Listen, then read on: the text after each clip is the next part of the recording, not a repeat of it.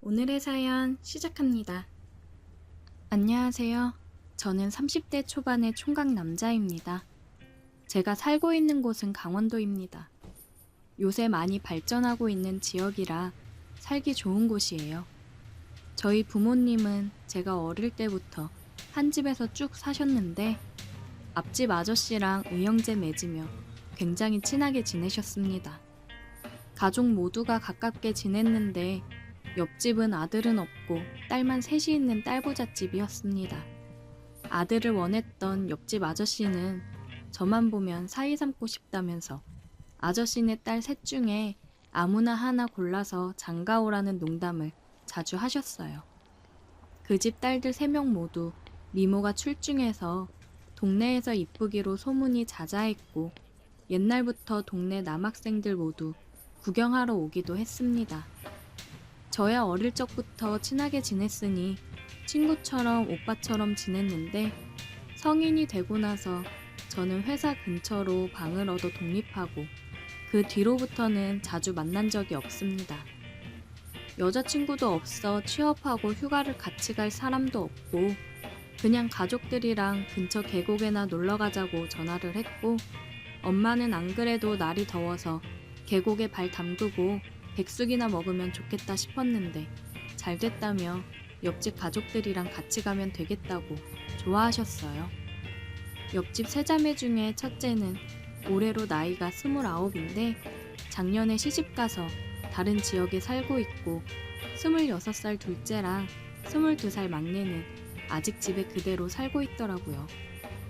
저는 계곡에 놀러 가는 걸 굉장히 좋아합니다.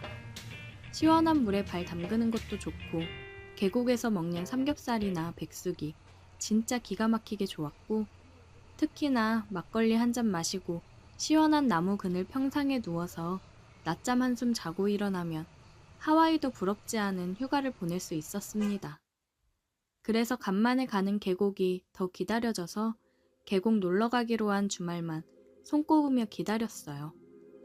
요즘 젊은 아가씨들은 해외여행이나 워터파크를 좋아하지 계곡 놀러 가는 건 별로 관심이 없더라고요.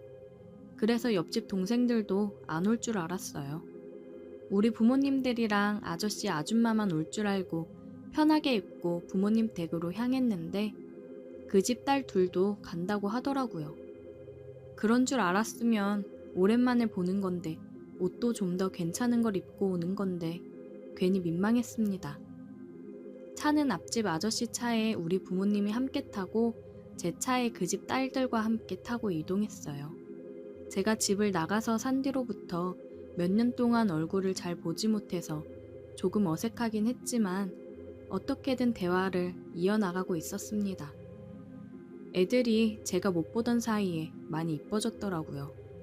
옛날에는 그냥 마냥 귀여운 동생 같은 느낌이었는데 이제 둘째는 다 커서 시집가도 될 만큼 매력적이었고 막내는 아직 예전 느낌 그대로긴 한데 얼굴은 둘째가 더 분위기 있고 예뻤고 몸매는 막내가 더 볼륨이 있더라고요. 떡 줄 사람은 생각도 안 하는데 괜히 저 혼자서 둘째와 셋째 중에 누구를 선택해야 하는 건지 쓸데없는 고민을 하다가 계곡에 도착했습니다. 너무 더운 날이어서 도착하자마자 바로 차 트렁크에서 튜브를 꺼내 바로 물에 들어갔고 양쪽 부모님들은 자리를 잡고 술을 드시기 시작했어요. 혼자서 계곡물 위에 둥둥 떠다니며 시원하게 휴가를 만끽하고 있었는데 갑자기 막내가 오더니 자기도 튜브 타고 싶다고 같이 타자고 하더라고요. 그래서 아무 생각 없이 그러라고 했더니 제 튜브 안으로 들어왔습니다. 저는 같이 타자길래 그냥 자기도 튜브 하나를 가져와서 같이 놀자는 건 줄 알았는데 제 튜브를 둘이서 타고 싶다는 말인 줄은 몰랐어요. 대형 튜브로 커서 둘이 들어가도 넉넉하긴 했지만 튜브 안에서 서로 밀착하다 보니 괜히 민망했습니다. 얘는 이 사실을 아는 건지 모르는 건지 재밌다고 신이 났고 저 혼자만 얼굴이 빨개지고 엉거주춤한 자세로 있게 되더라고요. 아까 제가 튜브 걸치고 물 위에 두어 둥둥 떠있는 걸 하고 싶었는지 저를 뒤에서 끌어안고 몸을 눕혀서 같이 물에 떠 있었어요. 얘는 재밌다고 좋아했지만 저는 등 뒤에 닿는 느낌 때문에 도저히 진정하고 있을 수가 없었습니다. 한참 그렇게 놀고 있었는데 둘째가 저희들에게 와서 음식 다 됐으니까 밥 먹으라고 하는 바람에 튜브 놀이는 그만하고 밥 먹으러 올라갔어요. 도토리묵도 먹고 백숙도 아주 맛있게 잘 먹었습니다. 어른들은 이미 막걸리를 얼마나 마셨는지 아주 거하게 취해 계셨습니다. 저는 이따가 집에 가려면 운전을 해야 했기 때문에 술은 마시지 않았어요. 둘째 딸은 술을 별로 안 좋아한다면서 마시지 않았고 막내는 자기 아빠 옆에서 신나게 부어라 마셔라 하고 있더라고요. 그냥 원래 성격이 천진난만하게 좋은 것 같았습니다. 밥도 다 먹고 술을 많이 마신 어른들과 막내는 이제 슬슬 취기가 올라온다면서 시원한 나무 그늘에 누워서 낮잠을 자고 있었고 맨정신으로 깨어 있었던 저와 둘째뿐이었어요. 둘 다 할 일도 없어서 근처 산책을 하자면서 밖으로 나왔습니다. 서로 뭘 좋아하는지도 몰라서 괜히 연예인 이야기를 하거나 최근에 본 드라마 이야기를 하면서 근처 숲길을 따라 걸었어요. 한참 걷다 보니 주변에 사람도 없고 한적한 공터가 나오더라고요. 날도 더운데 잠깐 쉬었다가 가기로 하고 벤치에 앉았는데 갑자기 둘 다 말이 없어지고 어색한 기운이 흘렀습니다.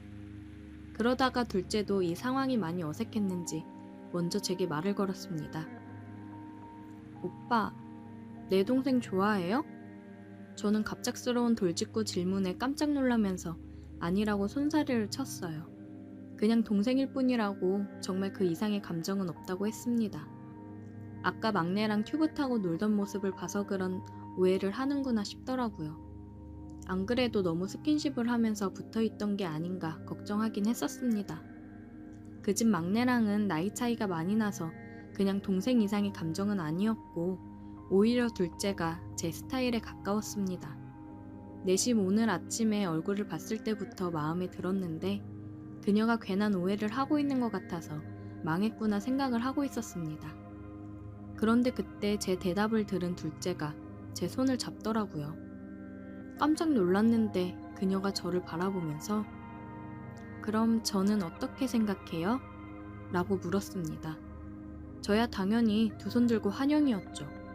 갑자기 머리가 빠르게 돌아가기 시작했고 예전부터 나는 너를 좋아하고 있었다고 거짓말을 해버렸어요.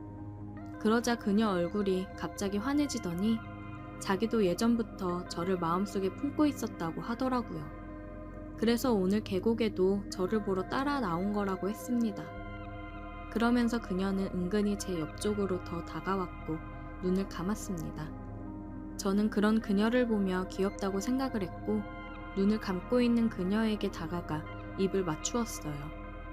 그녀도 저만큼이나 긴장을 많이 하고 있는 게 느껴졌습니다. 아무도 없는 그 숲속 한가운데에는 우리 둘 숨소리로 가득했습니다.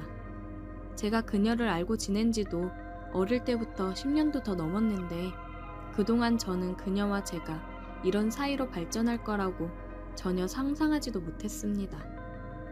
워낙 예쁘고 인기도 많아서 다른 잘생기고 능력 있는 남자를 만날 거라고 생각했었지 그녀가 마음속으로 품어온 사람이 저라는 것을 알았을 때는 진짜 하늘을 날아갈 것처럼 기뻤습니다. 입맞춤이 끝나고 서로를 바라보는데 조금은 민망하더라고요. 그녀도 기세 좋게 제게 고백을 했지만 막상 입을 맞추고 나니 부끄러운지 제 눈을 제대로 마주치지 못했어요.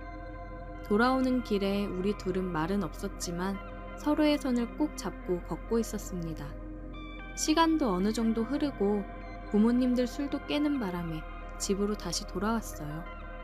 다들 술을 마셔서 저는 저희 부모님과 그녀는 그녀의 가족들을 태우고 집으로 갔습니다. 그리고 주고받은 연락처로 연락을 주고받았고 연인으로 발전을 했어요. 저는 그 뒤로 자주 가지 않았던 본가에 자주 드나들고 있습니다. 가끔 그녀도 제가 있는 자취방에 놀러오고는 합니다. 요즘 그녀와 함께 너무 행복한 하루하루를 보내고 있네요. 오늘의 사연 여기까지입니다.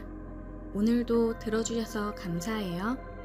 구독, 좋아요, 알림 설정 부탁드려요.